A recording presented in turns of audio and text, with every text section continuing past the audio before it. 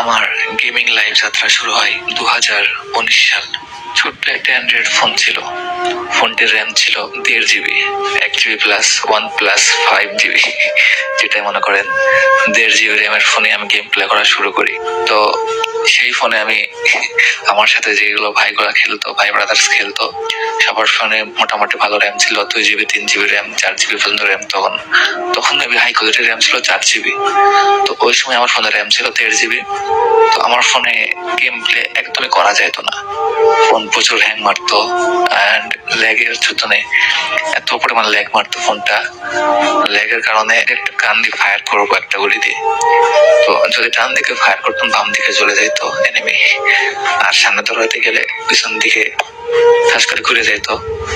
অনেক প্রবলেম ছিল ফোনে। তো এমনি আমি প্রায় 1.5 বছর ওই ফোনে গেম খেলছি। ওই সময় লকডাউন ছিল। লকডাউনের মধ্যে তো সবার ভালো ভালো ফোন ছিল। আমি গেম প্লেটা শুরু করছি কেমনি আপনাদেরকে শোনাই।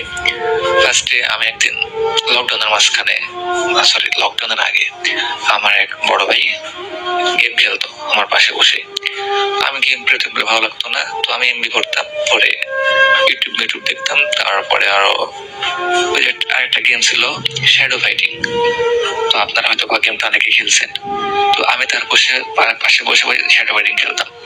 আর তার গেম খেলা দেখে একটা সাউন্ড আসতো গেম প্লে থেকে, ডেঞ্জারের সাউন্ড, ডেঞ্জার জোনের একটা ভয়ঙ্কর সাউন্ড আসতো। সাউন্ডটা যখন শুনতাম পাশে যখন গেম খেলতো, তখন কেন জানি আমার অন্যরকম একটা ফিলিংস কাজ করতো। না, গেমটা খেলার দরকার একবার। ভেতরে একটা ফিলিংস জাগতো গেমটাই ডেঞ্জার জোনের সাউন্ডটা শুনে।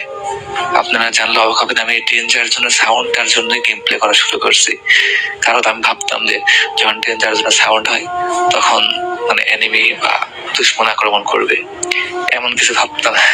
আমি আর জানতাম না যে এটা হচ্ছে উপরে ডেঞ্জার জোন আছে, পরে এখানে থাকলে মাথাটা বেয়ে পড়বে। তো আমি যখন গেমটি ডাউনলোড করি ফার্স্টে, তখন গেম প্লে করতে পারতাম না, কিছুই পারতাম না।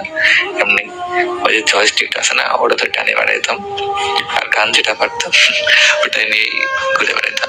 তো আমি ক্লাসিক খেলে বেড়াইতাম। ক্লাসিকে তো বট পরে ভালো লাগতো খেলতে। তো এমনি আমি প্রায় 15-20 দিন খেলছি, প্রায় 2-3 সপ্তাহ খেলছি। খেলার পরে একদিন আমার বড় ভাই বলে, এই তুই ক্লাসিক খেলিস কেন? এদিকে আমি ক্লাসিক খেলতে খেলতে আমার লেভেল হয়ে গেছে 20 প্লাস প্রায়। তখন আমার লেভেল ছিল 23। হ্যাঁ, ওই সময় আমার এক ভাই বলতেছে, দেখ তুই এই ক্লাসিক সারাদিন খেলে কি লাভ হবে, তোর কোনো ফায়দাই হবে না। তুই বিরাট র্যাঙ্ক খেল, অনেক লেভেল আপ হবে, আর তুই হিরোই করতে পারবি। হিরোইক এটা কি বুঝতাম না। তো এটা দেখার জন্য আমি